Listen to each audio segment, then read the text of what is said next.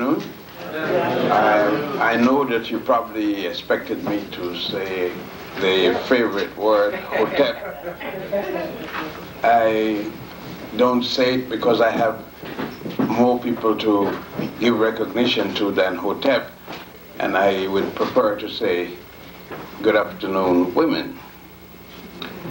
The subject matter is rather important, and I think it's the most important subject that I ever could speak on, and that would be the African mother.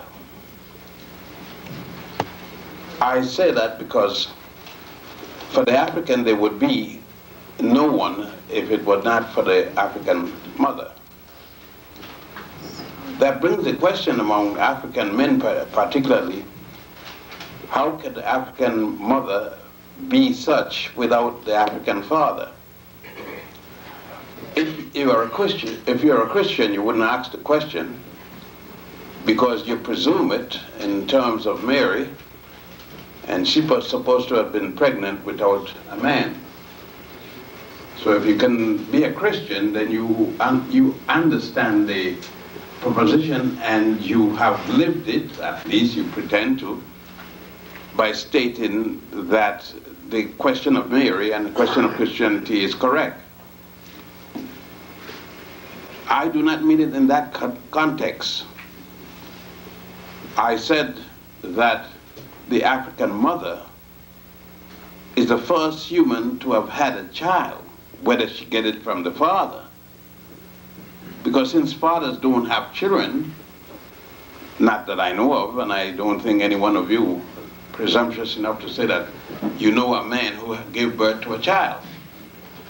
And that's even if you assume there was a person called Adam, and if Adam gave birth to a child, his rectum must have been seriously damaged.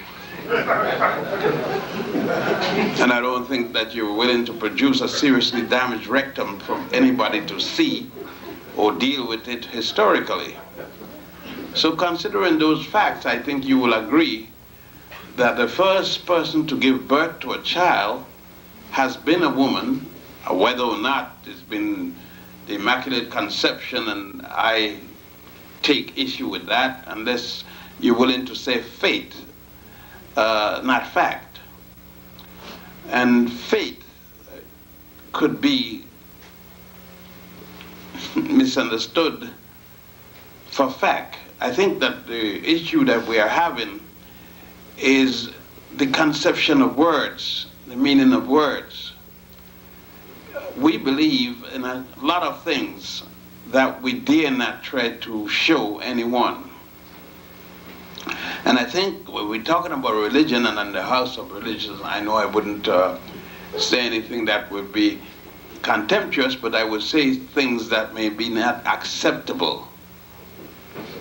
So this afternoon we are talking about the real mother, the real goddess, the real deity above all other deities. And we speak of it in our commitment, whether it be Friday night as a Muslim, Saturday night as a Jew, a Hebrew rather, and Sunday as a Christian. And in either case, in all three of these religions who have denied the birth of themselves, in all three of these religions you find the one in charge is primarily the African man.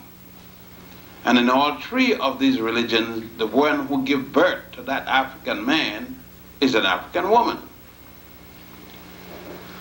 Thus, I've taken the position that for me, I remember now in this particular case I'm speaking for myself, for me, the deity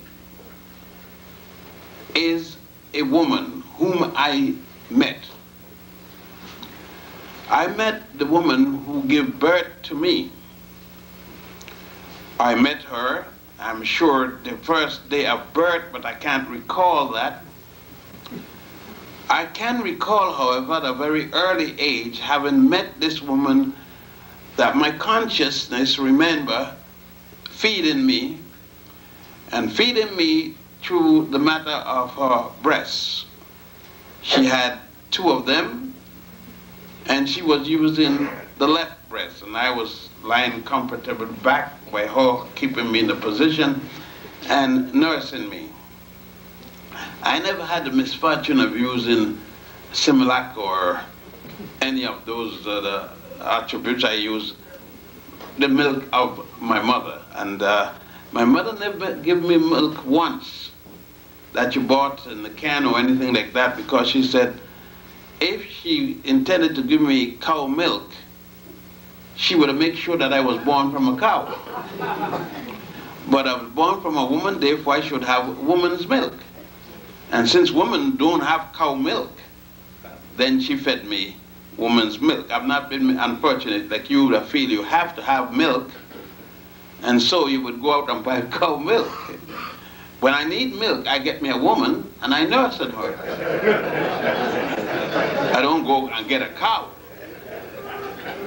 because I don't think you see anything in the matter of a cow on me.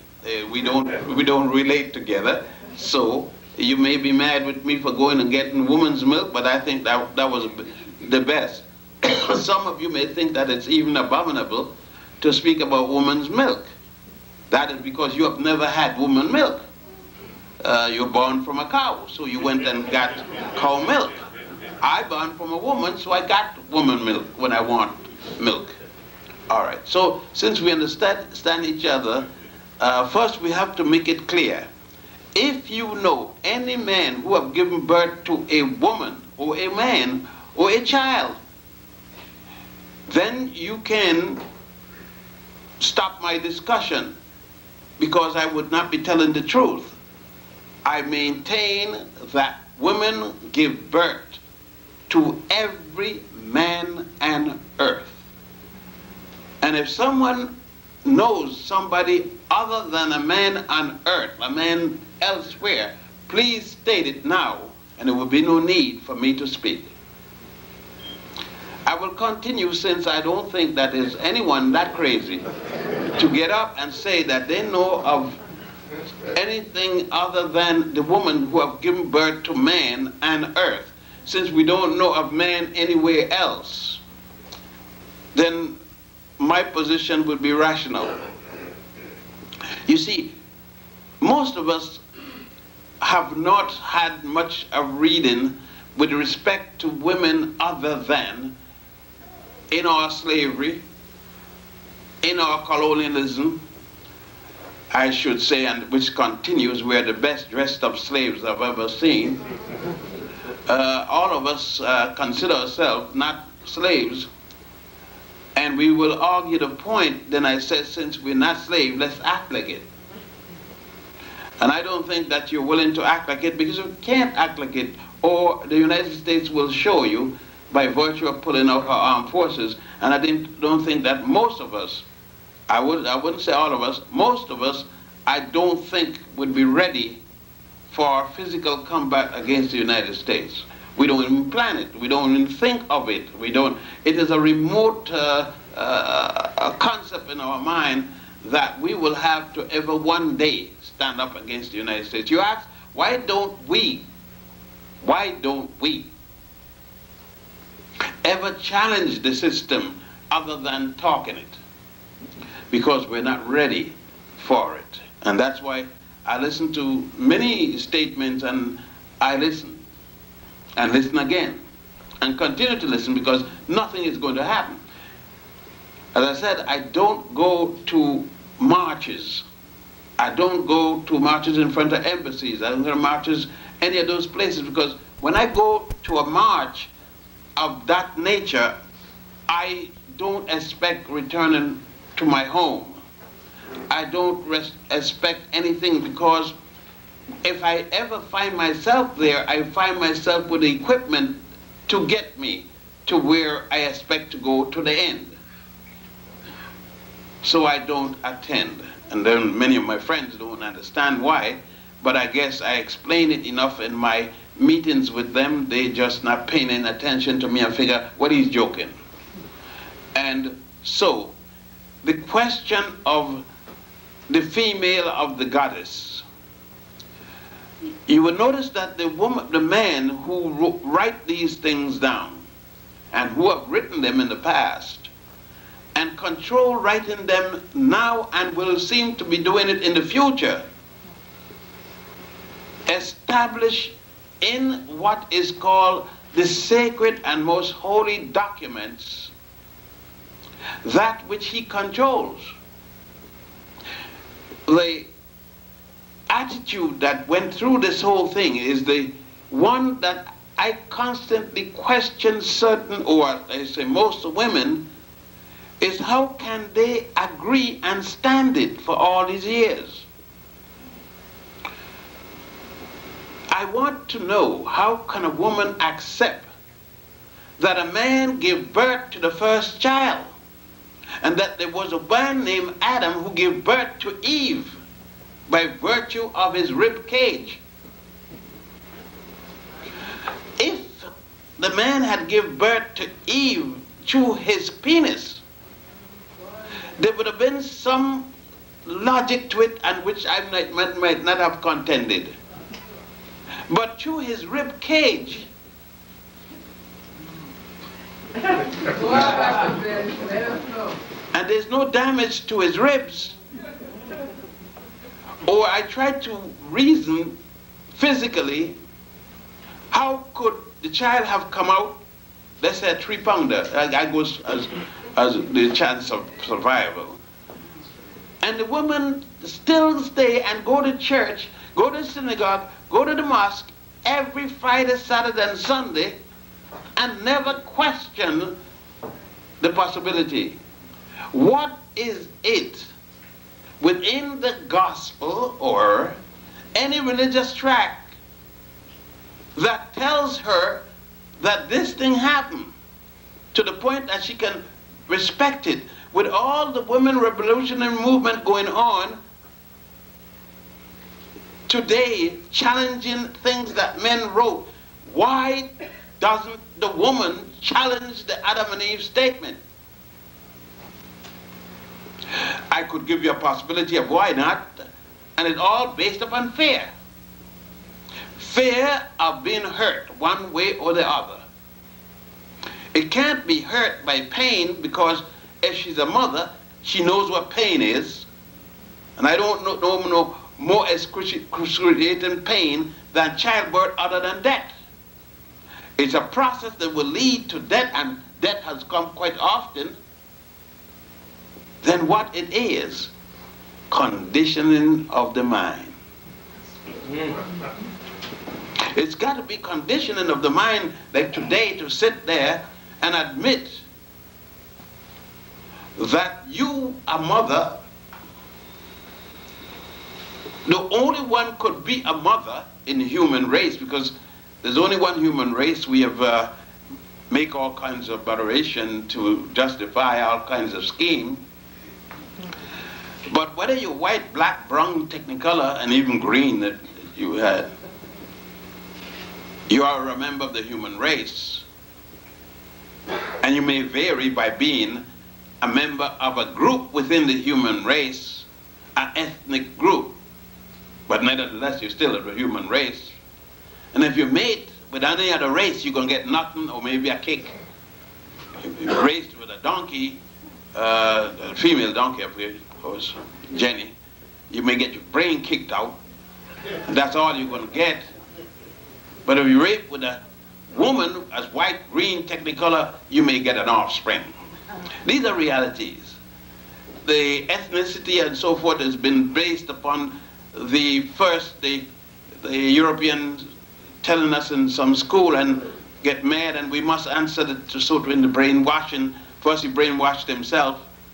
But in the process, I would recognize the ethnicity of people of being germane, because since I can't go outside and create a system that will recognize the ethnicity as being just that, it becomes another race in the system in which I live.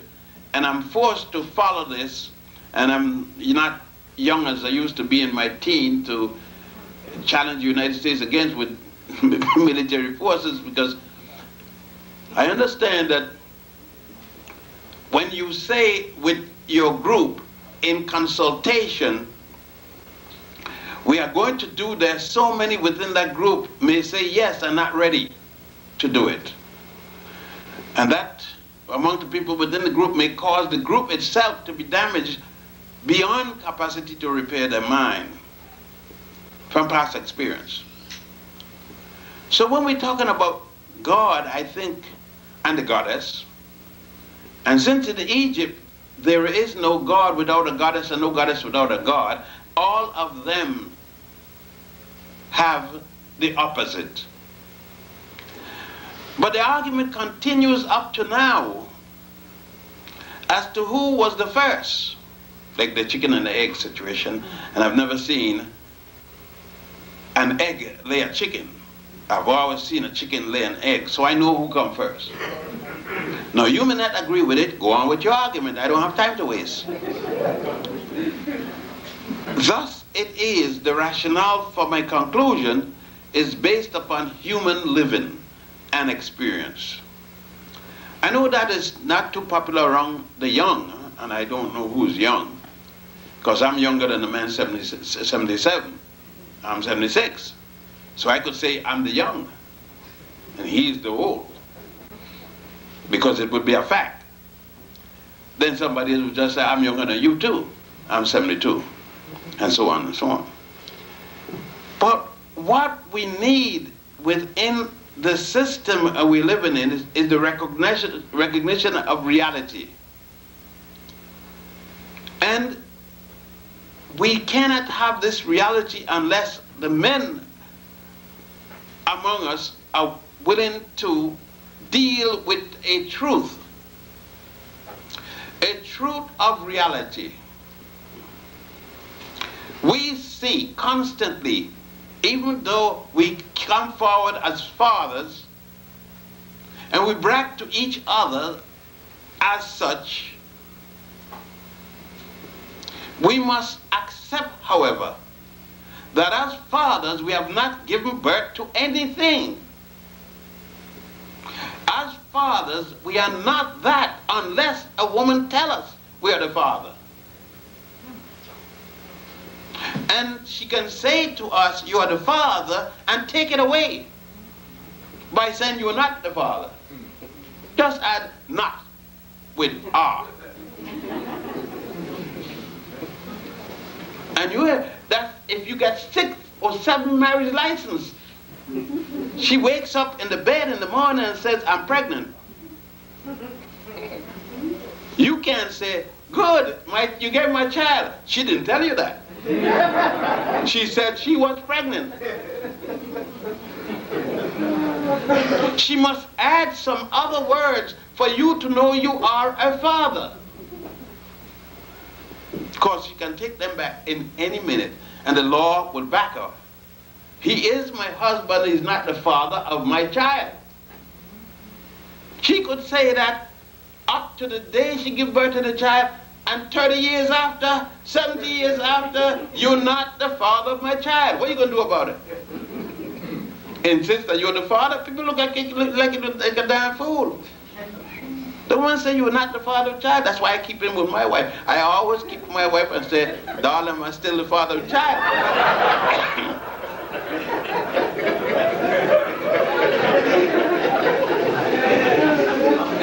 My wife would tell me, does the child look like you, don't it? And I always say, it looked like, but I got to get the approval from you. Because the Iceman down the block looks like me, very close. You could always find somebody who look like you. And you can't prove it's your child, but she can prove it is her child because she gave birth to the child. So that make this manhood that we're talking about very weak. So if we have any reasoning about it, we will do what's right. Constantly ask her to validate whether or not you are the father, and she will say yes or no. When she said no, just travel. Take up everything and travel. Because you have no fatherhood. And that is true throughout our life, but with our ego as men, We will insist that we are. I always insist I am, because I check with her before I make the statement and get recertified by her. Thus, she is the goddess. She controls everything I do, and I constantly go to her to back check and find out if she is still saying, I am the Father. That's only time I said, I am the Father. And then look to her to see if she's going to revalidate this situation. Now, I know some of you will not do that, and then you are always up to the chance of being told you are not the Father. Then the frustration comes, you want to kill her, you want to do all kinds of things because you didn't ask her before you make the statement. You're going to assume that you're a big man. I'm no big man. I'm a little boy when it comes and asking her to validate this, because the fact is, she is the mother, and there's all kind of proof, including herself, but you are not the father in the same manner. You can only be the father when she validated and constantly re-evaluated. So the woman is the deity. She's the only one who can state emphatically she is the mother of the child, therefore the deity. If we look at it, there were times when the ancient people along the Nile validated that there was such a thing as sperm and different things like that. They did it because they were able to perform autopsy. It was not until the 19th century that the European could validate his fatherhood, or that there was a fatherhood, because it's only then that he knew what a sperm was, or sperms. It is only then that he knew there was something called sperms that commingled with something called ovum, which produced an offspring. However, he couldn't find an offspring other than in the woman. It's in the female. These are giving you all the logical explanation for the deity. It's only in the female does this situation happen, that the sperm comes down from the scrotum. That's what you would call that connected to the male, between his legs, behind the penis, connected to the top of the penis.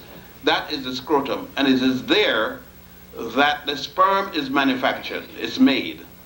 It then is released down through the shank, goes into the one fallopian, the tube, and then in there, the intersection is made with the woman's ovum. The fertilization of that, for the first time, starts what is called a baby, an infant. And we could go down to the sperm meeting with the ovum, cause that element of humanity. In the woman, not in the man. A child does not come out of the man. Sperm comes out and meets the ovum in the woman.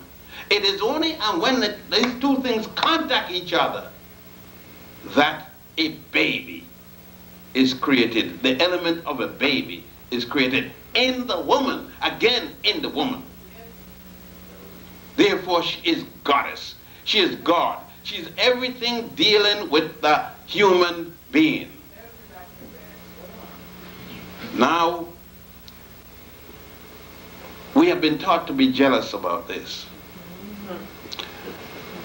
And we created a book called the Bible, the Quran, the New Testament, and you call it whatever you want. It's still the same damn thing. You could say anything you want. Quran, Bible, and all them don't mean a damn thing without the woman being at the top. Fear, jealousy, all kinds of these things come in our mind as men, because we've been taught that, and we've taught to suppress the woman. We've been taught to show her that we got power, and some of us even get killed showing her by slapping her, kicking her, beating her up, and then here comes the butcher knife in our chest. Shock kills us. We die before we die. The shock blow our brains out. And we can't take it. The shock blow our brains out and we're dead before we hit the ground. Yet, the question is, how do we change this? If in fact it is to the opposite, how do we present the evidence to show the contrary? There is no evidence to show. Unless you know, please speak up. I will give you the time to come here and explain it. And if it isn't any other way, how do we change to give the recognition and have a different life? I think that in religion, this is the problem. In religion, the problem is we say we believe, and that means the truth. A belief means we hope to have this be what we care for it to be. We believe we would have it no other way. But the reality doesn't deal with our belief. Belief is a thing that one day I hope. I know I'm not going to see reality. I'm going to see belief. I have acted most of the times on belief. And when I acted on belief, I was accepted. But when I acted on knowledge, the fact, truth, light, I've had to fight constantly because brothers aren't willing to deal with right. Brothers can't deal with right because it takes away from him a position that he's always held, and it would take away the justification for beating a woman. So it is easy for both brothers when a woman tells him, I am pregnant for you. It is easy for him to even whip her. And that's a mild term, to beat her. To crucify her with a stick, iron pipe, anything. He will beat her in that position. She could be 9 months pregnant. As a matter of fact, he'll beat the baby out. And then the other brother said, yes, brother, they're too damn fresh. You had the right to do it because your manhood was threatened. What it was threatened when he was his mama? His manhood was threatened long before that. His manhood was threatened when he was a lay dot. Not being able to see by the human eye.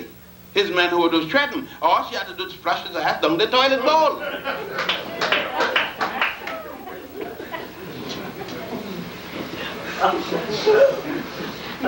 You see, we never give it a thought because most of us don't even have an idea of the relationship of a baby, the father and the mother. Most of us don't have any idea of how the sperm is transferred to the vagina and goes in its sacred place, the womb.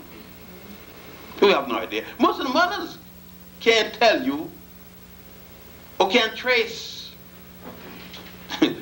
the reproductive organ, much less the fathers. I met many young girls in their 7th, their 4th, their whatnot month, and they don't know how the baby got in there. How it came about, how the sperm came in there, but they had all kind of sexual contact. It's a little deeper. Had no idea how she got pregnant. How it happened. She knows a penis met a vagina, and that's it. She knows she had some fun.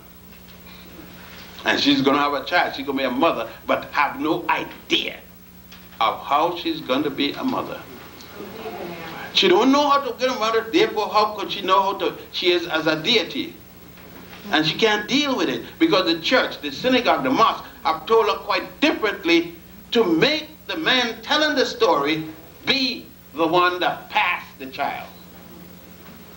And the story is, I pass a child and the woman have the child. So the woman become the container to deliver the birth and had nothing to do with it when she is in fact the one who is going to give the birth.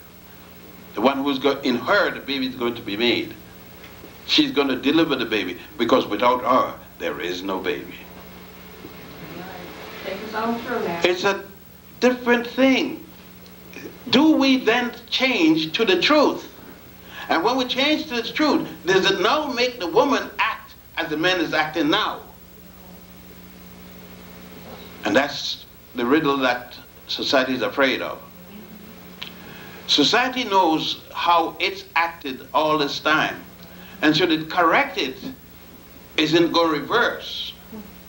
Because are we in society ready to teach the truth? I don't think we're ready to teach the truth. It doesn't justify, excuse me, justify the behavior in which we're doing right now. So, what do? We do what we are supposed to do in many other things which we can't do. Then do we stay in the position that we are? I should say not, theoretically. Although I recognize my wife, and if I pray, I'm going to pray to my wife. I know that sounds difficult to many of you. Yet you can go home and eat what your wife cooked. You can go home and take her treatment when you're sick. You can go home and she could do 101 million things for you, which you won't go and do for yourself. And then you could pray to a hole in the wall. You could pray to a belief in the sky wind.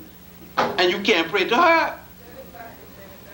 She got your child nursing and doing whatever. But you can't do that. But you could go and talk to Mary, who has been dead and gone umpteen years ago. And you can't tell it to your wife, who you've been laying with every night, every day. And then say, he sounds weird for the truth. But he doesn't sound weird to lie. Because we're all lying. He's right in step with the truth, because the truth is a big lie that all of us telling. And when we get up and tell each other, Holy Mary, Mother of God, we can stop there. Mary is the Mother of God. Did I say Holy John, Mother of God? Did I say Holy Joseph, Mother of God? I said Holy Mary, Mother of God, Mother of a man. We call Jesus Christ. And then we say that woman can't preach in church. She could be the Mother of God, but she can't preach in her son's church. It's rough. We got a lot of changing to do. And I don't lie to me, because you know you are not ready to change that. I'm just telling you about it. Women ain't ready, much less men, to change it back to the truth. Because women are afraid of what men are going to do. If we come home and say, you come home and say, look, you are preaching something wrong, I want to change. You get an ass whipping. You know, karate. And I don't want to get killed. But God wants you to be ready for when you got to start changing things, and which is now, which is yesterday. Because if you don't change it now, you're going to have to change it sometime, or your child going to have to change it sometime. Because the world isn't standing still. And all those ancient things that we thought are changing. That's why when young people tell me, but I'm younger, I said, I'm in the same world with you. Though you're young, I am here in this world with you. And I'm not sleeping. Sometimes I do sleep, but I'm not sleeping now. I'm speaking to you, and I know the fact that you know, and therefore we're in the same world. Don't tell me the damn nonsense, but different generation. I am here. When I die, then tell me for different generation. And these are the things that the concept of the deity and woman as the deity has to, we have to go through this. Thank you. We have to go through this. And we have to go through the questioning, and it's going to be a very serious thing for you to go and tell your girlfriend, your mother, your other female, these are these things. And let us deal with them. To right the wrongs, to right the world, And it's going to be difficult to even tell your best friend, your twin sister, or your mother. Because your mother going to first out of shock. What? You can't be talking because Eve. And you say, what about Eve? Eve, we got to correct too. But she says, Adam gave birth to Eve. You say, how, Mama, how? Well, how, Mother, how? And Mother may not even know how she got pregnant. Now she can tell you how Eve could not be born from Adam when she doesn't know how pregnancy comes. It's sad, isn't it? When we have millions of young women getting pregnant each day and they cannot trace the reproductive organs. Know nothing about it. So it means that we have to have an educational process that includes this. That with our politics, there must be education that deals with our socialization. We should have it in our sororities as well as our fraternities. Birth. Just the subject of birth. How does birth come along? And you'll be surprised how many of us have no concept at all of childbirth. And we are the fathers of 15 kids, 10 kids. I can't tell you how number 1 came about. Because if we could, there'd be less violence in the family. Less women will beat, well, less men will beat women, especially when they're pregnant. It'll be a traumatic change with our relationship. Then women can feel safe to take a ride with any man driving down the street, 3 foot of snow, snow all over the place, can't get, and the man stop the car, you will get in. Because then you would not be afraid of your brother. As it stands now, you will get in a car driven by a lion, an African lion, and take a chance that that lion has eaten and don't want to eat you up. Then get into the car with a brother who has eaten already, but you know, as you get in and sit down, the first question, what color drawers you got on? That's the way it goes. Because we have been socialized that we don't say, oh, look at that goddess. Coming in, goddess, have a seat. Where do you go? To my home. Drop you off. What can I do for you? Tell your husband, when he sees a goddess, my goddess, give her a ride to the house. Right. Like I've given you a ride. That would be the good, because you aren't held up. You aren't abused. You got driven home. But it'd be hard for the company, because the automobile companies would not be able to sell as many cars, because many women are no scared anymore. They could get a ride home. See, they will cut down the trade. So it will be too bad, and men can't afford that to happen. It will be too comfortable. They wouldn't be able to have enough jails. And you know, I mean, what's going to happen if we don't have those jails anymore? There's such a calamity is going to come from us giving recognition to our sister. I'm no sister to her. Then they find out that we have to reevaluate relationships in the family. So when I say, that is my sister over there, you say, but don't she have a child for you? I said, yes, she said so, and I accepted it. And how she's your sister? I said, she's my sister. Oh, wait, man, wait. How could she be a sister of yours and have a child for you? I said, because I have a child with my sister. Man, something got to be wrong with you, brother. You have a child with your sister, then you rape her. I said, no. She voluntarily had sex with me. And we had a child. But how is she their sister? I says, brother, she is my sister. All men go with their sister. The relationship I'm speaking about is not the same in the context you're using it. You're talking about the relationship of man and woman sexually as against we are sisters biologically. Sister and brother biologically. And there comes the problem. We have established words. We've given meanings to them, and we decide that that meaning can never have duality purpose. It must be only one way. So unless we can come to the fact of recognizing that the woman who is my wife is equally my sister, if we could see the biological relationship equally and above sometimes the sociological relationship, then we would understand that even my wife is my sister. If I could see that my wife is a woman, my sister a woman, then I could understand treating her differently with respect.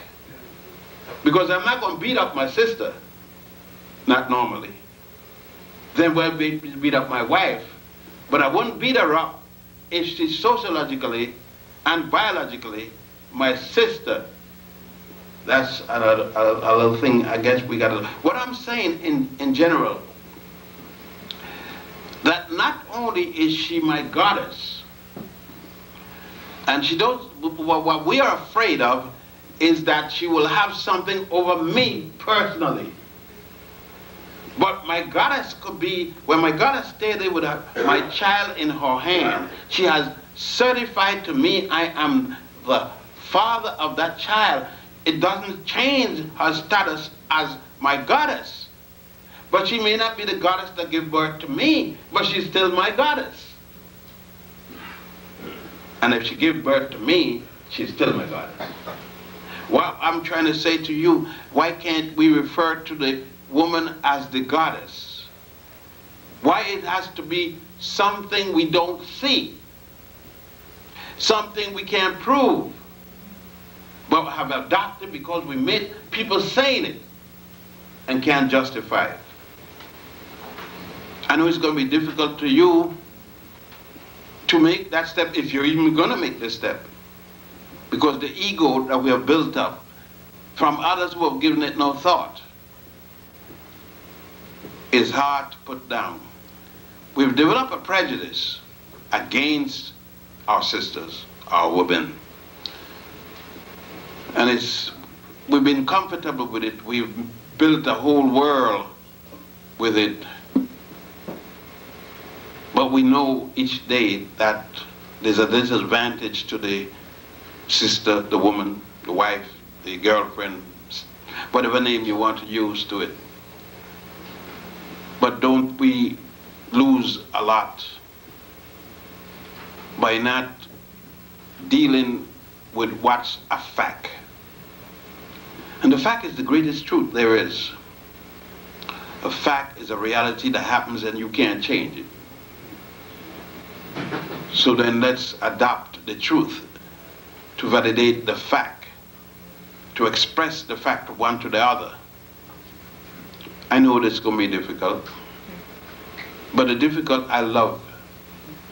The easy thing I don't love. It doesn't stimulate me, doesn't do anything to me. I fall asleep. Like something to keep me awake and action. Speaking of, and I'm going to close for the question and answer period. My wife is right now physical in Chicago, I think. That's where she's supposed to be. She's there with my daughter and my son-in-law. Their son-in-law had a heart attack and he's got over it, and now my daughter's been operated and she's going to be the nurse. Again, she's the goddess. To feel this, my daughter called on the phone and she said, 2 weeks' time, you're going to be up here to take care of me. I heard the same when I was in the extension. My daughter told me to go on the extension. My wife immediately said, "What day you want me to come?" I said, "But let me see what I got to do." My wife never asked the question what she got to do. She had nothing to do. Suddenly her calendar went blank. And there was only one thing to do, to go to her child, who was up there with her husband. She didn't need her mother. There are all kind of nurses in the hospital, all kind of doctors in the hospital, all kind of workers in the hospital. But immediately she was going to her daughter. I, the father, well, let me see what day I could get up there. It was a question of time and convenience. I know it. And after I sat back and I said to myself, geez, time and convenience. And yet I know I have made these changes and I've accepted her as my goddess, but it hasn't been long and I don't get support from the brothers. I don't get support from my father. I don't get support from anybody for this to lock into me deep enough. But most of all, physically, biologically, it didn't lock. It is not in my clock, but her clock locked in. It was locked in the day her mother conceived her, and her sexual status, it was conceived. It was just slowly developed more and more until she gave birth, got pregnant, gave birth, then it was able to practice. Psychologically, she's different. She's a different person psychologically. She's prepared, she's born into this psychological realm. I didn't. And we can't give recognition, unfortunately, for a reality. We are poor, we're sad indeed. And then we look at the elephant, we look at the lion, we look at the dog, and says, we are above them. I wonder when we became above them. How different do we behave that is above them? And who set us up over them? And we got a nice story. God put us in charge of the animals and everything. You're a damn liar. And I know you're going to defend the lie because it's comfortable. But let us stop and try to examine the truth. The truth couldn't be beautiful. And it will probably make us better with each other, to get along with each other, to be more loving with each other, to recognize our limitation, that one is not over the other. Yet at the same time, if we got into an airplane and there are 2 men in the cockpit, German, in a commercial plane, one is put there to be in charge of the flight. If the other one say, I got as much flying ability as you, I'm in charge like you not gonna make it. Or you're gonna die. Because the two of them can't make up their mind on where they're going, because each of them want to be in control of the plane. We could make accommodation to live with each other, to recognize the one who's better able to do a certain thing. I know that my wife used to say at the end of the month, take care of the bill, do this. 1 month I willfully did not take care of the bill. I stood in Egypt and she was here. And she called me in Egypt and said, the bill is to be paid. I said, don't pay. Wait till I come. I'm not coming. Don't pay. When I came back, she said, you know, they came here and said, I said, and what did you do? I paid the bill. I said, you know now how to pay the bill? Yeah. I said, then you can pay the bill when I'm not here, right? You're not going to call me anymore. Yeah, but, I said, you learn to pay the bill. And women could pay bills. Like men, you could give birth to a child. You could give birth to a child. Then you could pay bills. just trying to show you that our socialization has been to suit the governments, to suit those in charge of us. And they're in charge of us because they set up themselves in charge of us. And they're going to be in charge of us as long as we don't prepare our children with that concept of all that I've just discussed with you tonight. So, I say, God loves a goddess. Thank heaven for goddesses.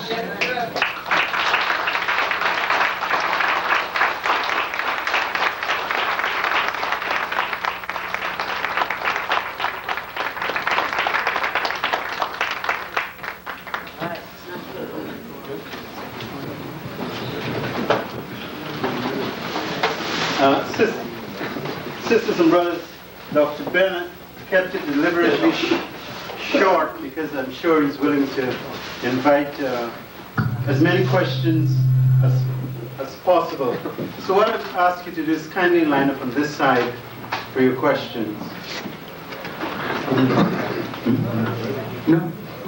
Okay, whilst you don't have to be afraid of Dr. Bennett, you won't harm me. Whilst you're making up your mind, Dr. Ben, would you kindly discuss about how the Egyptians conceptually developed this whole idea of the woman, goddess, male-female god, goddess concept from the Egyptians?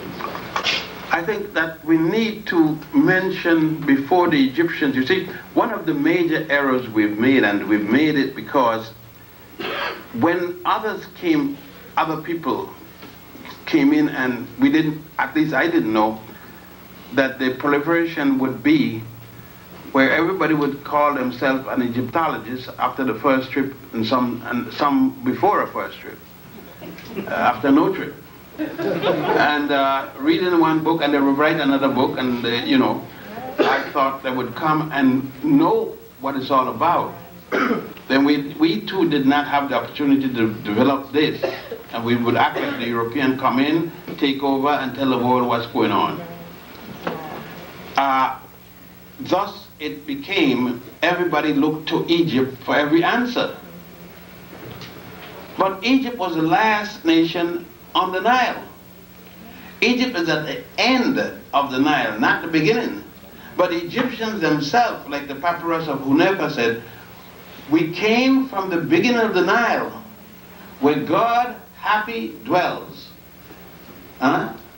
Beginning of Nile. And then he goes to describe it at the foothills of the mountain of the moon. Kilimanjaro is mountain of the moon, also Rwenzori in Uganda. All along the Nile, the indigenous people, the African people, spoke of these things before, thousands of years before there was an Egypt. And they developed various beliefs about them until they got down to the Nile. I mean, to the end of the Nile, Egypt. In Egypt, they wrote a number of works. And in those works, they give answers to the deities, male and female, god and goddesses.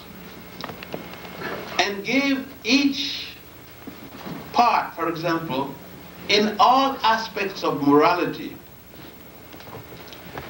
there is a goddess who is in charge. For instance, goddess Ma'at, which everybody uses all the time in this society as if they know that goddesses. And in everything they say, Ma'at. And all Ma'at is in charge of justice. Nothing else. Nothing else. So that if Ma'at herself wanted to do something else, she had to go to another goddess or another god. And that's what I mean, is when we get carried away and we don't want anybody to tell us anything else, because we come in and establish our own value and we get in trouble. I really refer to Ma'at. I only refer to Ma'at when I'm dealing with certain things in justice, personally. So I may call upon Hathor, Het Heru.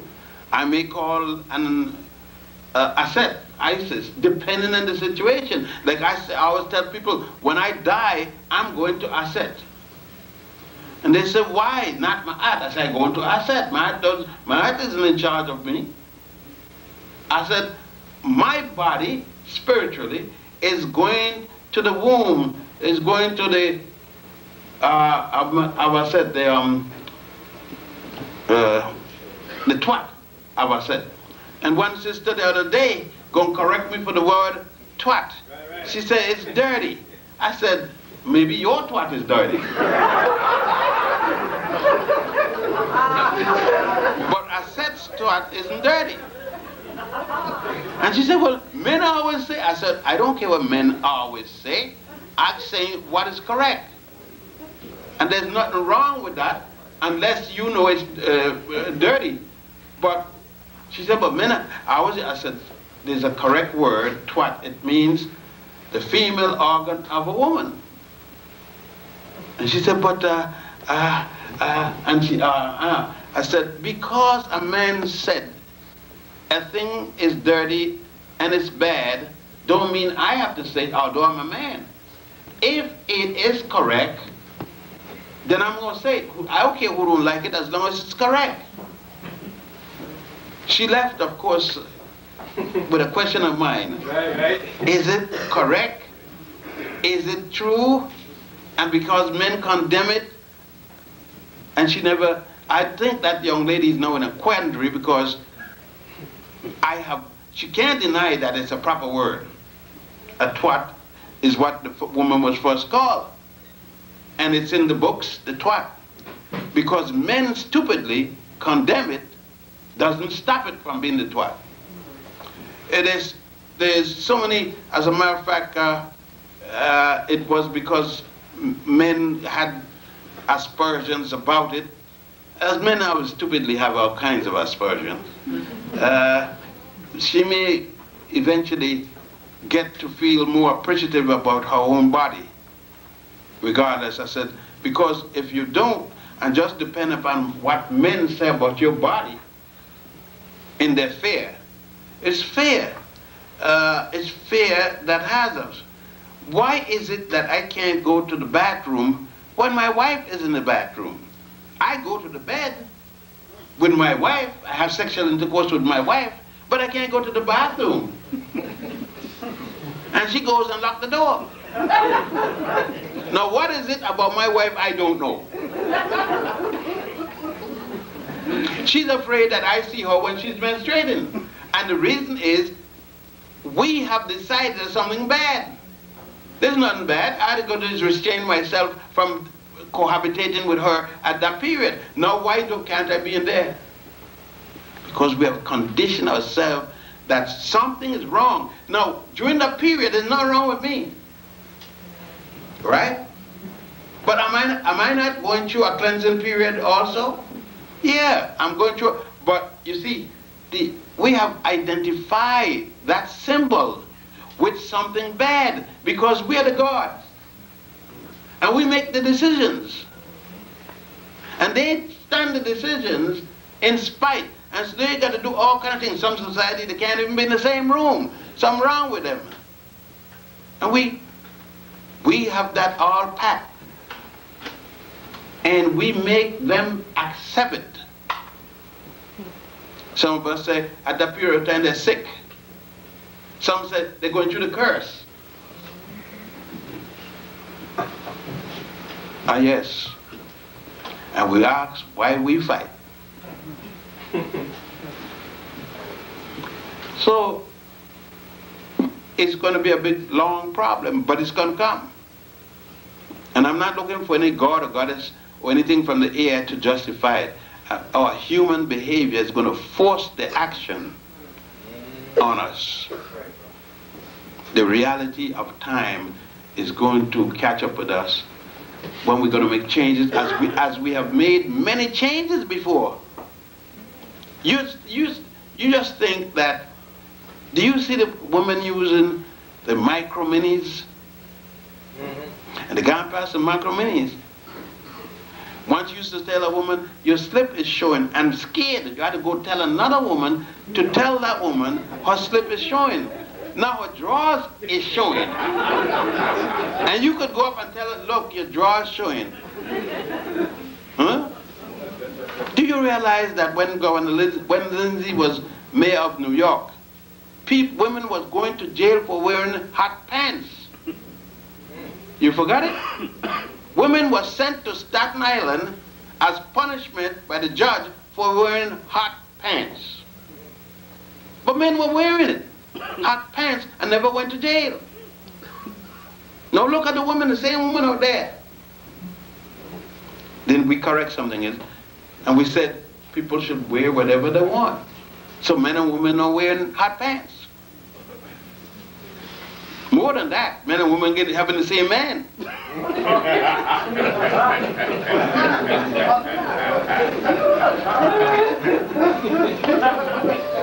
Now we got to make an adjustment to that.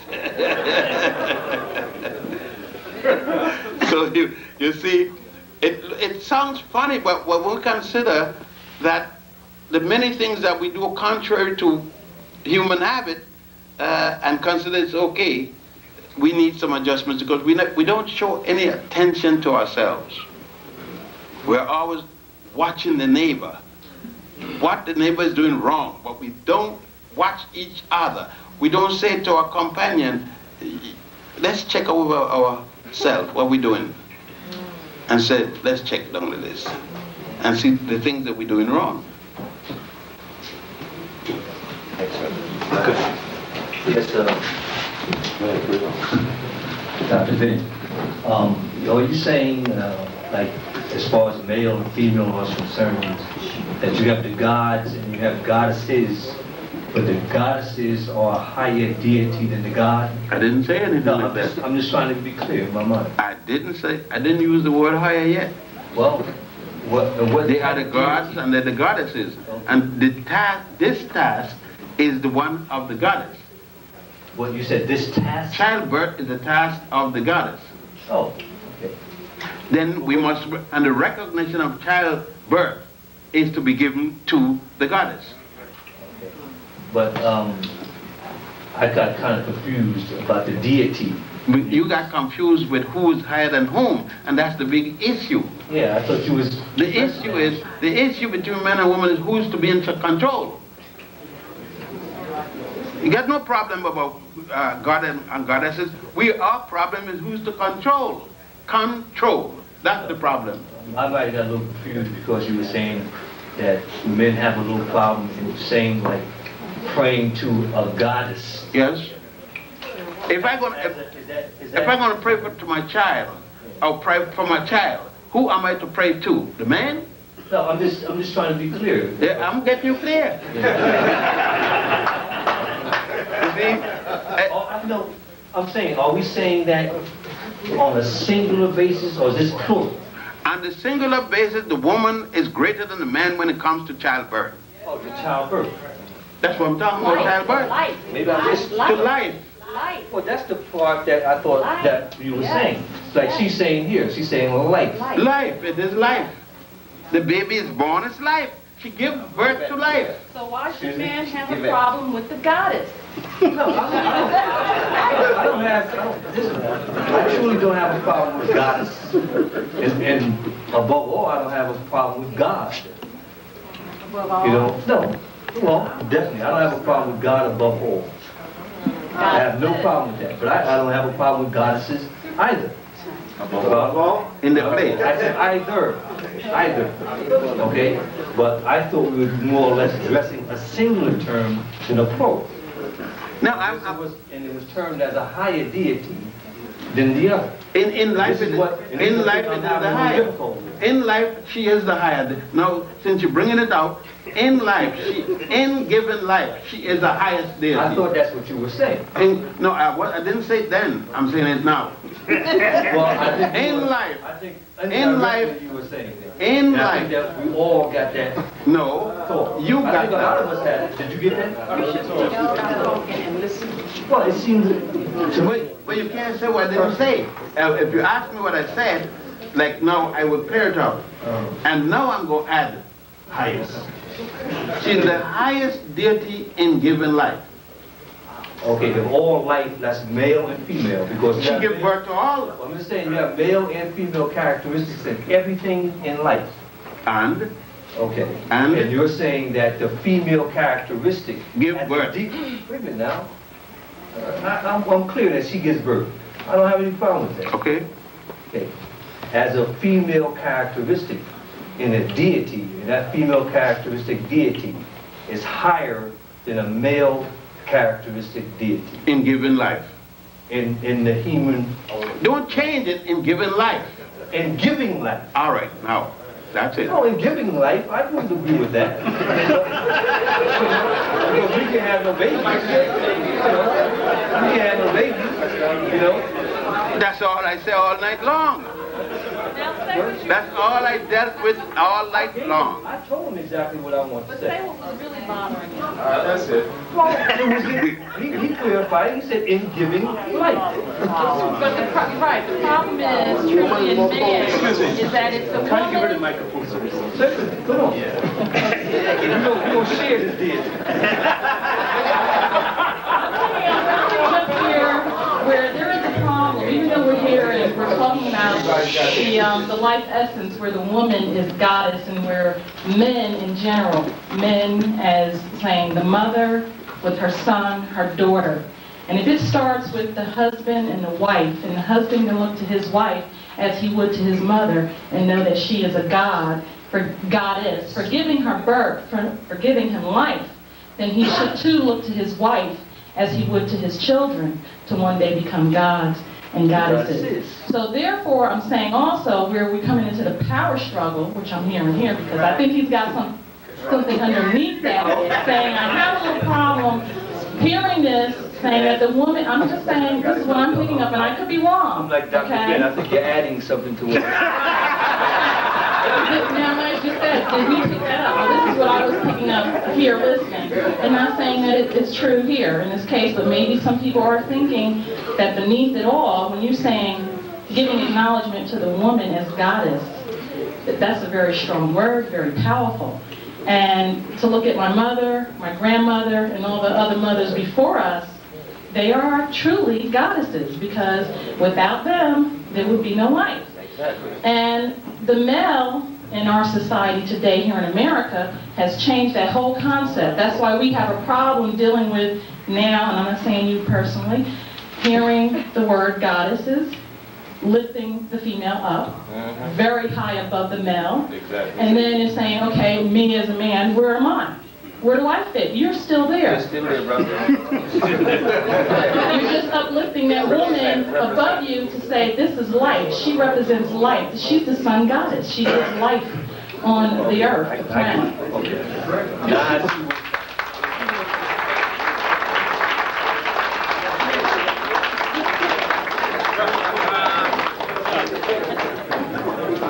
Good job. No answer. What you're saying is that the female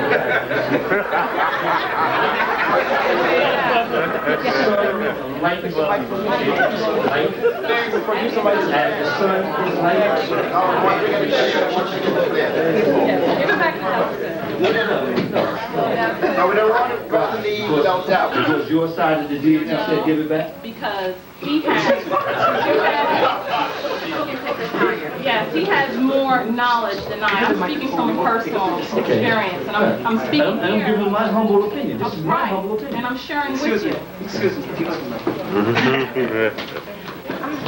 I was just saying I was sharing here with him. I'm not trying to take anything away from Dr. Ben, or I am adding to. And it's not just an understanding for yourself or for all of us here in the room, because your opinion is very important, and your understanding of what was said here is very important. You, all of us walk out of here with a clear understanding as what was the message here. And sometimes we're going to hear things, and with all of our different beliefs as a child being raised and reared here in America, in this state, a lot of us are very confused, and that's why I said your mother. If you look at your mother as a goddess, okay, your grandmother, and every other mother before them, it's not saying that you need a man. Of course you need a man to fertilize the egg, to make it a child. But that man, artificial assimilation. well, we're not, that's another But you can't, person. They're not God. You can't do that without sperm. That's not God. Well, see, that's it again. If we all realize the creation of life, and we all realize that it does take two, in this case, we all, it's just saying, I'm saying personally, in our society, and here in this society that we live in, and other societies where the white man has come in, he has taken away those things which were rituals to us, and our family and our cultures, and the woman who was once cast very high in light has now become a shadow beneath the man's foot. Talk about that. And when the woman is trying to be lifted up here, as we're hearing today, in the word, again, I say goddess is a very strong word, is not to make men, gods, feel left out. It's to say, we first have to uplift our women and recognize them as such as goddesses in order for us to also be pulled up. Because we do work as a team, but also stating, I don't know how, and if anybody has a problem, especially our children, if we can't walk out of here with an understanding that when we go home tonight and tomorrow and other days to come, that slowly, as Dr. Bennett stated, we have to slowly transform ourselves from things we've been taught. And it's hard. It's hard breaking a caste that you've been born into. And it's all the castes are the same. We all fit the same caste. So here we're trying to break out of something that's not ours. It was shaped for us. Right. And we were poured into it. I agree. Because we weren't born. I agree what she's saying. Because we as people, you know, we weren't born here in a void. Everything that we got as people, we got from the suggestions of this Caucasian race. We didn't get it from anywhere else. If we got it from our parents got it as a reflection from this Caucasian race. So I agree with you, 100%. I always just had a little difficulty in the part of saying, right, exactly, in saying, was this a singular or plural term? Because I heard it singular, and I didn't hear the other part plural, as God and goddesses. And then he clarified a little bit more, and I might be wrong again, I'm gonna ask him again. Because he said something, I think, about she's still a deity higher than men. If you recall, Higher. if As a goddess higher. if you recall, I explained to you equally the movement of the sperm from the scrotum. I explained it. I know that. Okay. Then, if you heard that, I said, in childbirth, she is the greatest of the deity. In childbirth, I specified in this case where and why she was the greatest. In childbirth. And I said, do you know of any male who can give birth to a child? Then if no man can do it and only a woman can do it, she is the greatest. And be giving birth to a child. Well, what am I talking about? And giving birth to a child. What did I say? I agree. You can't. No, I agree.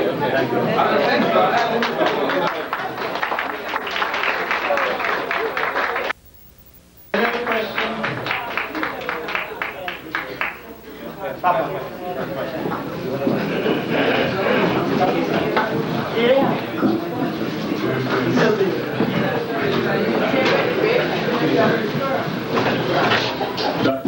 Yes, sir. You were speaking about a point where the woman psychologically kicks in. There was a point where you said that she gets to a point where she's ready, she's psychologically ready, it kicks in, it's there. I don't understand what you mean. Kicks in. You got to explain that a little more. Okay. I think you were talking about the point where you went to visit someone in the hospital. When his wife went to Chicago and it just kicked in when she said, when you want me now. Right. It's like it was there, and for you said it was convenience and time. Yes. My question is, what is it in men that what can contribute or enhance men to get to the point where we kick in? You can't. It's unique. It's unique to your biological reality. A woman that doesn't have to be trained to have this. It's part of the biological makeup. And you can't change your biology to suit by training it. It's there. Or it's not there. Thank you.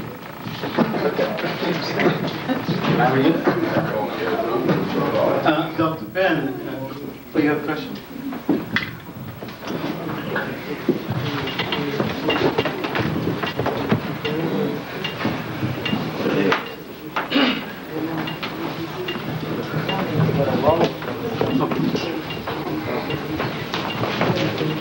I give much thanks, Dr. Ben, for your presentation this evening, because we are in a serious transition, and this is one of the most important things. What I would like for you to do is to possibly, because I think what you're saying is there is a balance, that the woman is the highest in terms of life, so the men seem to still be trying to find out what it is that they're about, that puts them high. Could you give some examples of some of the things that the man, as the God, puts him at a higher position in his time that allows the balance as God and Goddess? It's very easy if he is thinking, while she's giving birth, the family is there, the little children. She can't give birth and take care of the family at the same time. Or in the food, different things like that. It needs somebody. And he's there with her. Now his role is, his paramount, is there. She can't do what he's doing then. He is the highest at that time. To provide support for her. To provide protection for the life. To survive her maintenance. Complementary. She is highest here, he is highest there. Together, they make a couple of one. All right.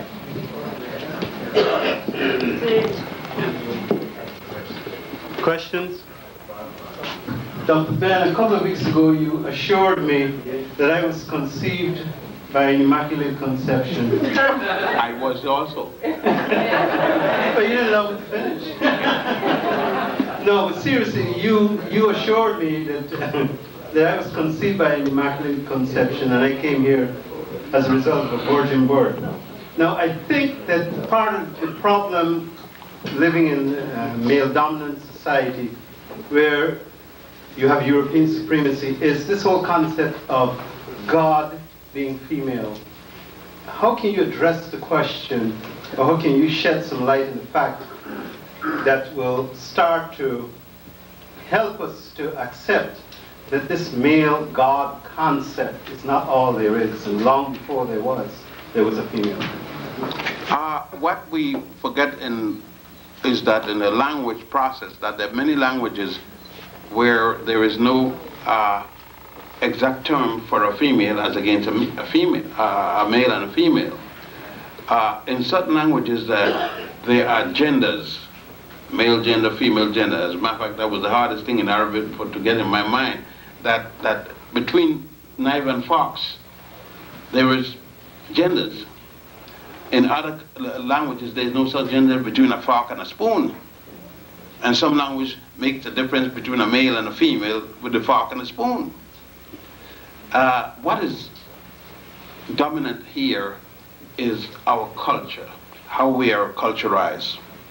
And our culture is based upon the experience that we've had in our society.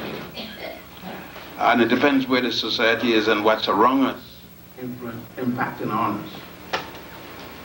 For example, I said to you in the case of the Immaculate Conception, what is an Immaculate Conception? You see, we immediately deal with the sexual experience, male and female, and come back again.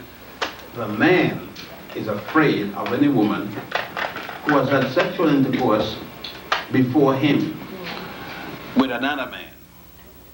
Somehow he believes that the first man with a woman is the man. He forgot the Godfather. There's a term that we have in this society says the Godfather, G-O-D, father. The Godfather had sex first with the wife and told the husband she is okay. We forgot that marriage long ago was always between the youth, young people. First, because they almost guarantee children. Second, because they both had no experience and didn't know what to do. And the Godfather was a relationship to the marriage that made sure that both understood by showing them. So the Godfather used the woman first before the husband. You say, well, what? Because the man is also going to become a Godfather. And he's going to use the woman before the next man. You understand? But immediately for the society, it would be difficult for a man to understand the Godfather having the woman biologically first. Not realizing that that man, to become a Godfather, got to be married. And then he will also do it to the woman first. So the Godfather was always a cousin of the family, where the relationship remained. We're still family. Now, that sounds strange to us because we have passed that. Not better, not worse, but we passed that stage. And now the Godfather generally is not even a remote cousin. Some guy that I met, we became friendly, and he's the Godfather. You see? Some society, we forget that some society, for instance, in some society, and in my particular family, when the father is dead, the uncle becomes the father. And is never referred as an uncle. He's the father. Some society, when the father dies, the oldest brother has the right to be married to the wife. All kind of different arrangements that would sound funny to us, but our arrangements sound funny to them. And we have to recognize these other things. For instance, I live in Egypt, and in Egypt, your first cousin is the most preferred marriage. Everybody trying to get married to a first cousin. It's the strongest marriage. Why? Let's say my mother and your brother and your father are brothers and sisters. When I marry your daughter's children and you marry my father's children, we marry. The chances of us breaking up is very rare. When I do your daughter some wrong, she calls her mother, who's my aunt, and her mother says to me, "Boy, what's wrong with you? You getting crazy, stupid? This is my aunt." "No, Tanti, she mistake." And I call her father, my uncle. Do you see? The marriage is not going to break up because your aunt and uncle, her uncle telling her what to do, my aunt telling me what to do. How would we marry? Look, is it money you need? I got money, the family got money. Is it this you need? They got it. What are we breaking up about? You understand? That's why let's say in Egypt, although you could, here is how I could divorce a woman in Egypt. I divorce you, I divorce you, I divorce you. It's over. I go down to the court. That's all. With one witness, I said, I divorce you, I divorce you, I divorce you. And if the marriage, if the vow say, I give you 25,000 pounds or 10,000 pounds, or I give you the 10,000 immediately, we divorce. We divorce. We go down and register it to the office. We divorce. But we got to wait 90 days in case you're pregnant. We will see in 90 days if you're pregnant or not. And you can't touch nobody. That's it. But why it doesn't happen, only 1%, I think it's 1% of a percentage. It's just that it doesn't, why doesn't it happen? I mean, look how easy it is. Because, number one, my family gonna say to me, you divorced my niece. Why? That's your first cousin.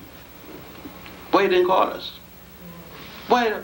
But before we get there, you see, she's going to call, or somebody's going to call. It ain't going to happen. Because the family's going to take care of it. It is nothing could happen that the family can't take care of. They got money. They go, if they ain't got it, they're going to call everybody to get it, to get the money. Do you understand? So it doesn't happen. It does. The Christians and the Muslims got different safeguards, but the Christians can't get divorced. There's no divorce. Christians can't divorce. So you marry a stock. You could get an annulment if something before the marriage, which you knew in the marriage would have stopped the marriage from happening, that's annulment. That's annulment. But I'm just saying to say the safeguard why it doesn't happen. And we will consider it strange. But when we look into it seriously, we'll see the strength in it. And that's what I'm all saying is, what I'm saying is strange to a lot of us because we've been socialized into accepting the woman's status as below the men. And then you can't speak of anything in which the woman will be higher than the men. See, remember long ago you had 90% of the teachers were women, but most of them had male principals in the school. And it was when they make the first women principal, people said, what we happening now? The world going to an end. They told us there'll be days like this when the world going to an end. You see, it isn't the world wasn't going to an end. Our tradition of male superiority was being threatened. And we were no longer comfortable. And there are many other traditions will have to change and will fall by the wayside. So I'm saying, this one which did us the most damage, and with our family, and with the way we see children being brutalized as a result of the lack of this kind of understanding, it's best we change it now rather than suffer that much more.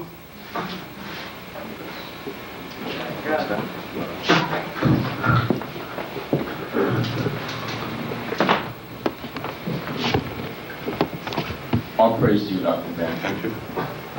Now, you said Egypt is at the end of the Nile. Yes. Okay. The people who came along the Nile, who came from the mountain of the moon, the foothills of the mountain of the moon, their traditional way of living and their concepts, their God concepts, was it developed further by the Egyptians? Was it raised to a higher level? No, it was raised to a different level. Different level. Not higher. Not a higher level. Because you can't change you can't make a God higher than the God. God is the ultimate. Or the goddess is the ultimate. So right when we trying to emulate what the Egyptians did and trying to make that as the paramountcy and waste of time. Waste of time. You can't be somebody else. You could take some moral guides. You can take some essence of what they did, and add it to what you're doing. But you can't be an Egyptian tomorrow, because you would have to have the same circumstances to be that he had. And I don't think most of us are going jumping on a donkey riding all around the place. Most of us aren't going to put on the clothes. Most of us aren't going to have remember, to be the Egyptian of the first dynasty or the 20th dynasty, you need the same roads, the same buildings, the same everything, and you don't have that, and you're not going to it. You do it, you still have this where you live here. Now, what you could do is to draw some of the principles that he had and put it with yours, and then see if it fit. But you can't live his life or her life. You see me, that's his, this is normal for me to act myself out. And then don't say her first.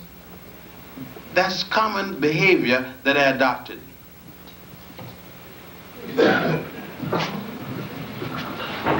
Dr. Ben, I just read this week in Archaeology magazine that the Europeans have found a 3.5 million year old humanoid in West Africa now, and they're saying that the East Coast is no longer the cradle of civilization.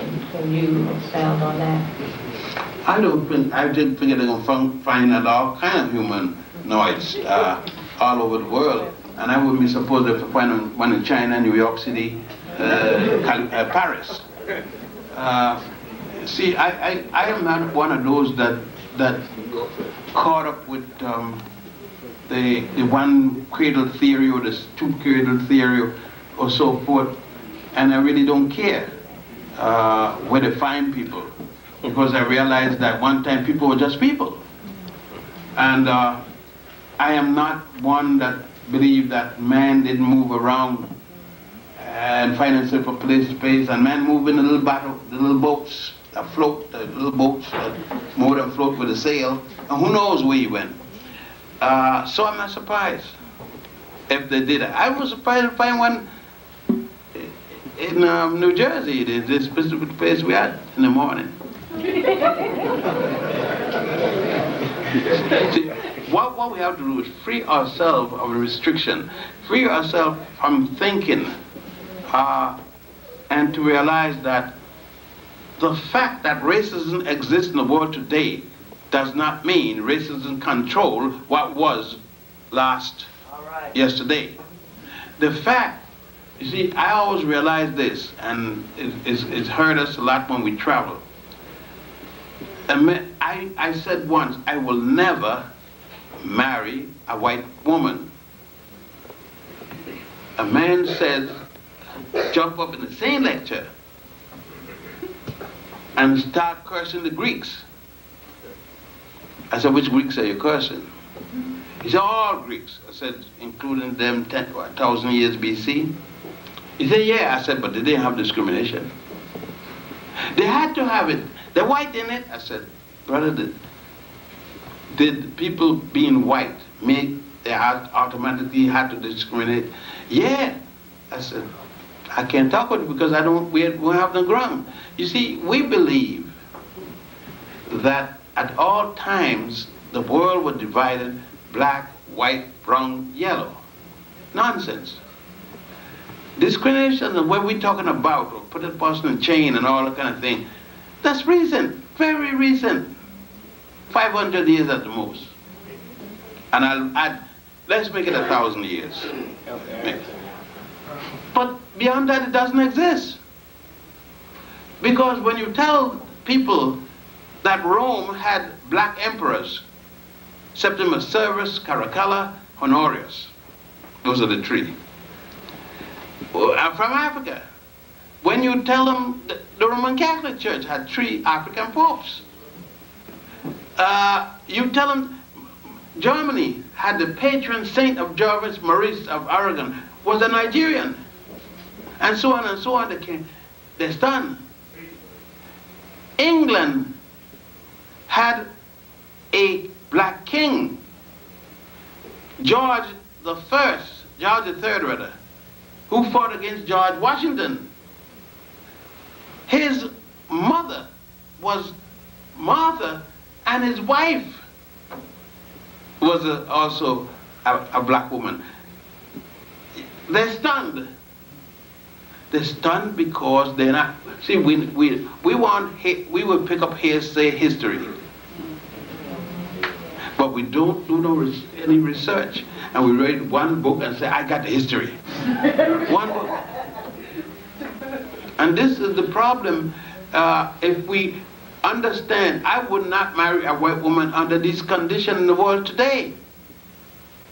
I wouldn't marry a white woman.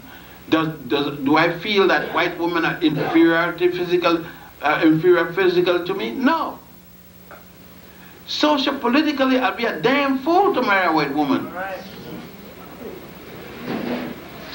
And that's the reason I'm talking, not that she's inferior or superior. You must understand the basis in which you say you're going to do a thing or not do it. If in the morning discrimination leave the world, there's no problem to marry a white or green or pink or blue woman if they were. Understand clearly what we're saying before we go ahead and do it. And therefore, when you talk about 1000 BC, I know I can't think about discrimination in the sense that we'll be speaking it today, because nobody lived that way during that period of time.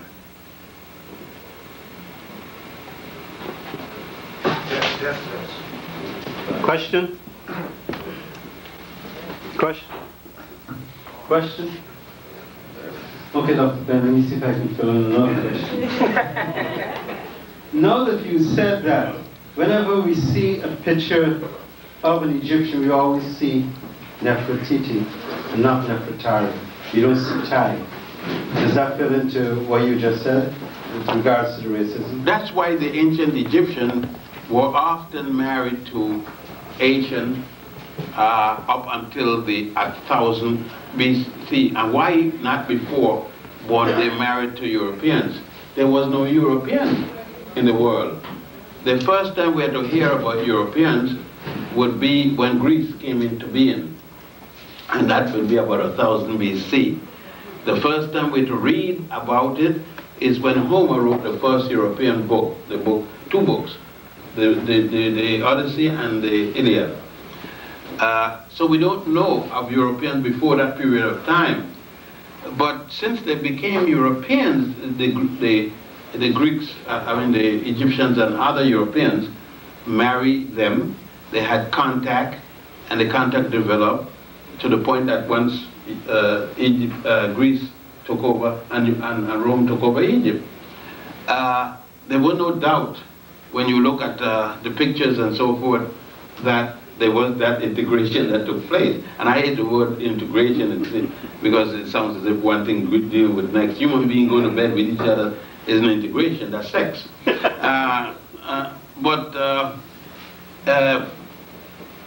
Whereas today, until the situation come back, amicable as it was in those days, I would be the last to support it.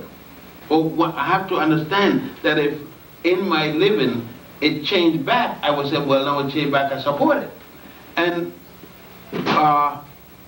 these things have to be taken into consideration when we make our evaluations and when we act, and otherwise we'll be being incorrect in our position. I need to make these things clear so there be no doubt, no misunderstanding of the things I'm saying, because the other day I was supposed to have a family in Paris. A blonde family with some little spotted children. I heard the news, and I was at the University of Georgia speaking, and I knew a young lady was going to challenge me with it, so I got up and I said, now before I go into speaking and there be any problem, let's discuss my wife in Paris. And I said, my white wife in Paris is darker than anybody in this room. And they were stuck. And they know what I'm talking about. I said, the rumor going around, I'll marry a white woman in Paris. I said, well, if I marry a white woman, boy, I ain't gonna keep her in Paris. I'll bring her here with me. I need her. Well, that got rid of that rumor.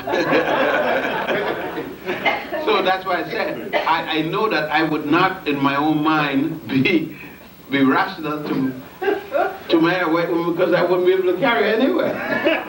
Being who I am, I would have to be able to defend her, and not defend my action, because when I do it, it's already what I want to do. So that's why I tell my children all the time, do not marry a woman you cannot defend. Or do not marry a woman, I won't marry a black woman whose reputation doesn't suit me. You know, like I got a car, my daughter in Chicago, and her husband both got ill more or less at the same time, and they had, I got to say, they had 2 Volvos. I can't afford one. And they couldn't sell one of the Volvos that they now move in Chicago, from outside of Chicago. And they wanted to get around. They couldn't get the money for it, and they called me up and tell me, I'm sending you a Volvo. They say a car. And then I said, I asked questions about this car. Is it broken down? What happened to it? And she said, no, Daddy, this car is in perfect condition. I won't tell you all it's got in it. So I said, okay, I'll take the car. So she said, about 7 days. So I came to Jersey to pick up the car where they said I should go. And I saw the car and I said, what am I going to do with this car? And my wife already told me, bring the car. And I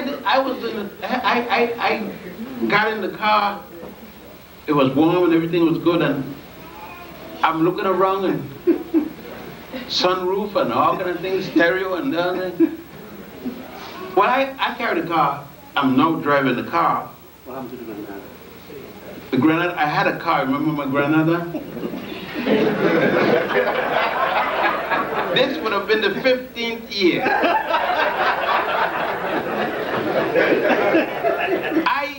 I gave away the car to make sure that I could see it. I gave it to Dr. Lewis. And I'm seeing Dr. Lewis almost every morning with the Granada. And certain days I pat the Granada. But when I heard this car, they bought it for $29,000. I sit down in the car, I don't feel good in it. I mean, it's too good for me. But I can't give away the car because it's given to me by my daughter and my son-in-law. But I'm just trying to show you what customs could do for you. I would never have gone up. My other daughter had given me a car once, the Continental, Lincoln Continental. I sold it. I just couldn't adjust to it. It wasn't me. I was embarrassed all the time I jumped in the Continental. I haven't developed embarrassment yet for this.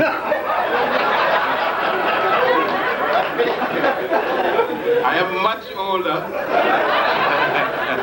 And I can't stand a rough car. So this is quite a... You're moving up. Well, Sister Kepper said to keep it.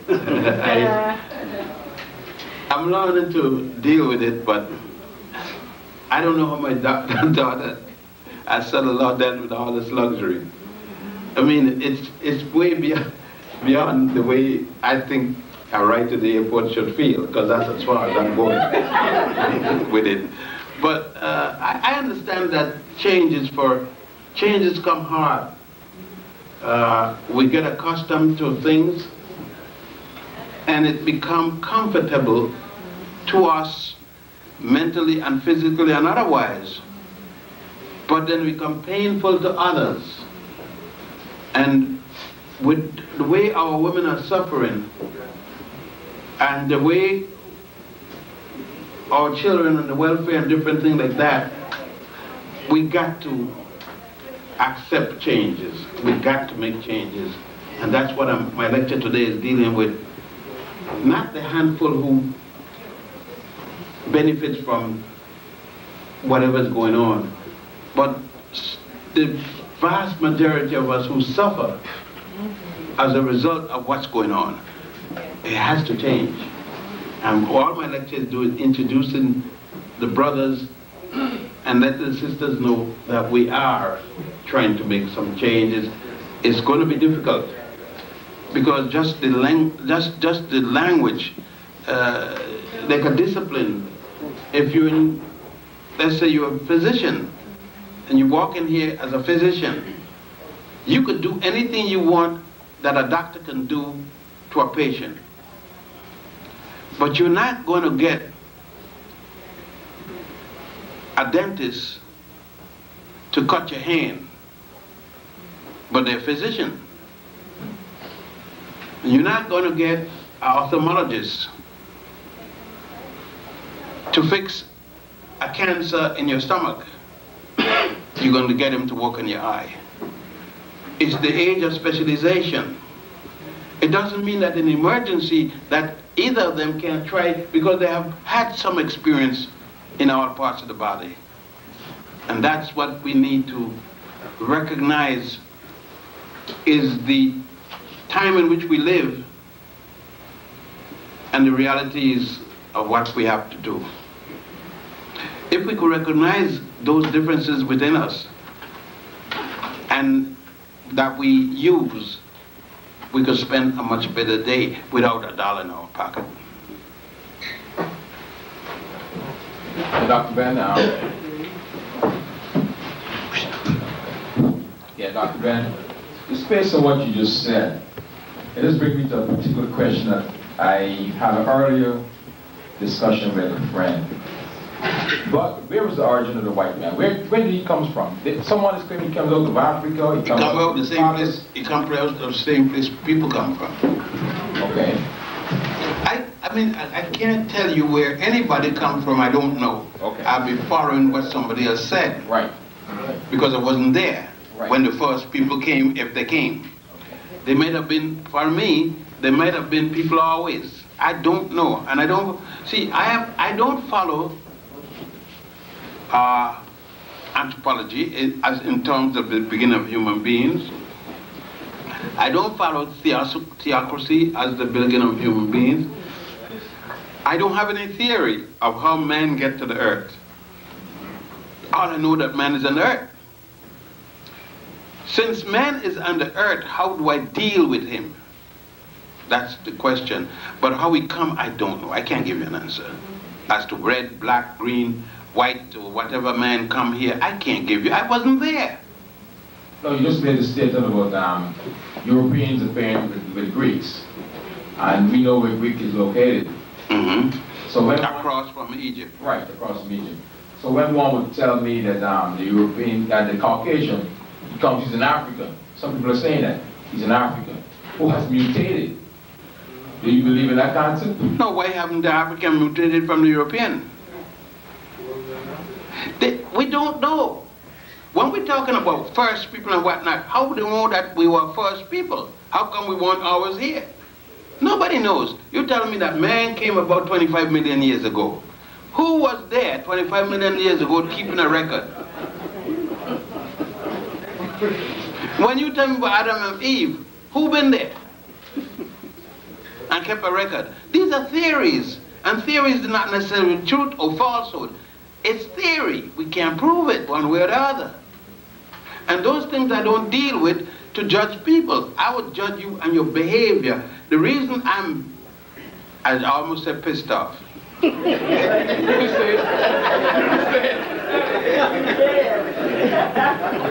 the European is his behavior. His behavior now. His behavior as time man knows it.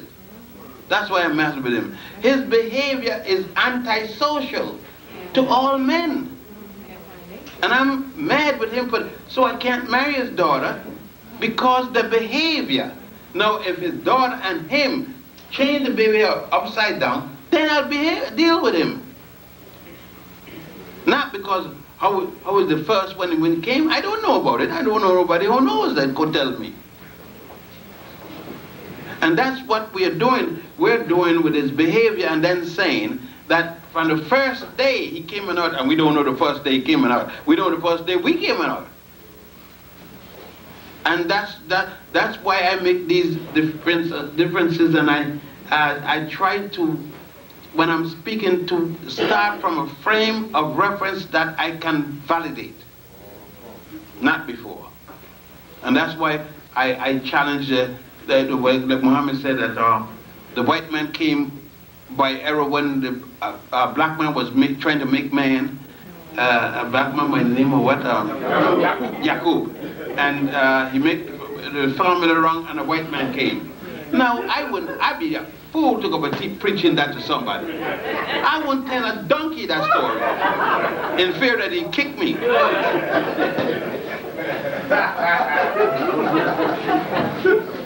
Dr. Ben, in one of your major works, African Origin of Major Western Religions, you gave the history of how these religions evolved. Now, the one thing that's common throughout all those religions is the male god. And I can't speak for anyone, but I think that there's still some questions of the superiority of this male god in some of our minds because of what we've endured for so long. And now you are telling us about the female or the feminine entity. What are some of the aids you can suggest for us to start detoxifying ourselves of this male god dominance? I think that in Judaism, and I don't think I know, in Judaism, Christianity, and Islam, at least I know those three, in which they have the dominant God figure. Those of us in Judaism, Christianity, and Islam should start now, first of all, reading it. I would say 90% of all people in Judaism, Christianity, and Islam do not know even the religion. They don't know the religion, much less to develop. They got to study their religion and know what it's preaching. All of these religions preaches the dominancy of the male religion and give a masculine. They all three subscribe to the Adam and Eve story. All of the three of these religions, and some that comes from them. Look at the starting. And God created, the first thing is, God made a man and a woman,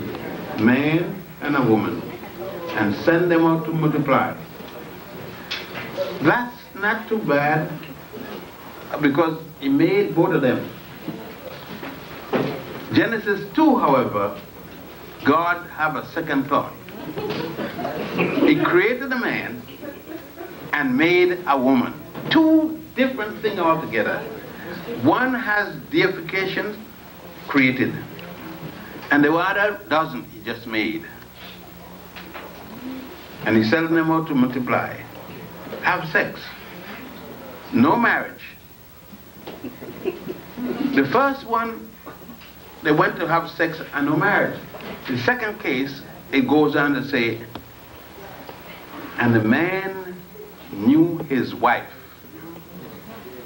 Now, when they get married, how? Who was there? It couldn't be nobody there. Adam and Eve had nobody with them. God was with them. God had to perform the marriage. He had to be the witness. Huh? You know, if I question that and ask myself the question, it's okay. Nobody else asked. But I ask anybody else, they're going to be questioning me. Why are you questioning? Because it's a damn stupid story. And you ask me to be stupid to accept it. And I have a right to question it because it doesn't make sense. How many people are going to feel comfortably enough to even discuss it? That fear starts as soon as you question. You are asked to base your life on this, and you can't question it. How must I base my life on something I can't question or examine? And this is a major problem. These things that were said in any Bible or religious work, we can't question, because what? God will punish you.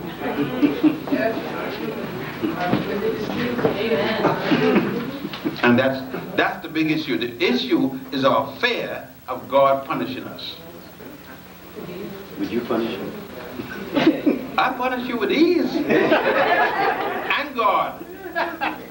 Because if God loved people as it says, but then I got to remember, he couldn't have loved Lot's wife and turned her into a bag of salt.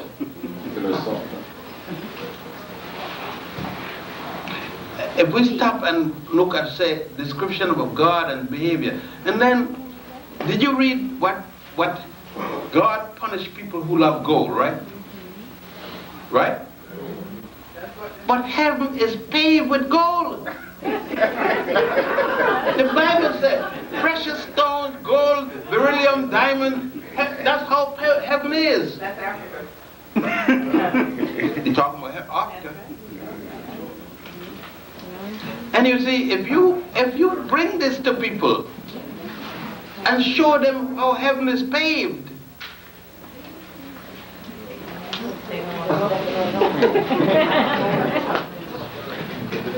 Dr. Ben, we at African Echo have promised ourselves that after you come back from your trip this year from Egypt, and then you come back to African Echoes, we're going to have the red carpet laid out for you, and we're going to honor you beginning this year, 1996, and Dr. Clark, Professor Clark, by rolling out the red carpet, as we should have done long ago. We're going to do that. I have a situation where it is incumbent upon men to find ways and means to establish some kind of program where we can educate our children to respect each other. And I see that the one thing that can rightfully do this, or righteously do this, is the next time you are in Egypt, you take your microscope. That will be next Sunday. Yes. I'm going to Egypt next Sunday. Pull out your microscope and fine-tune the writing on the walls and come back to us with documentation of, and the word was spoken and things came into being, and she said thus and thus and thus and so. We would be so grateful. I know where I should find it would be in, I don't know if it's there, but I should find words to the effect should be at Abydos, the Holy Land, or I should find it. There's a three possibility. I don't know if it's there. I think it may be there, a thing to that effect. At Aswan, in the temple of Aset, or as I said, Abydos, in the temple of Setaiwan, and the last place where I should find it is at Dendera, the temple of Heteru, that is Hathor. If I don't find it in those three places, I don't think I'll find it anyplace else. I will promise you to look. I have an idea it will be in Aswan, at the temple of Ajuka Island, which is called Philae Island. I know where you can find the priest taking the baby out of the woman, and that's at the door, going to the backyard, to the side yard. And I think it's there, because that's that extreme position in which that is happening right from the Holy of Holies. If I don't find those three places, I don't know where it exists. See, that's what I'm saying. I can't tell any piece of literature where anything is said in that manner. I know things that you can see and understand in the presentation, the artwork, where you can see that and make the assumption. But that would be the closest. I know you're quoting from the Bible, the Western Bible, Judaism, Christianity, where the statement God says. But I can show you where the God, there are scenes of heaven where Tiacha speak of, I spoke my words and everything happened, or the word was spoken and everything happened. That I can show you, possibly in the little thing that I'm doing, my manuscript. Because I got a manuscript with me. I can show you that, where the gods are saying it. This particular God is saying it.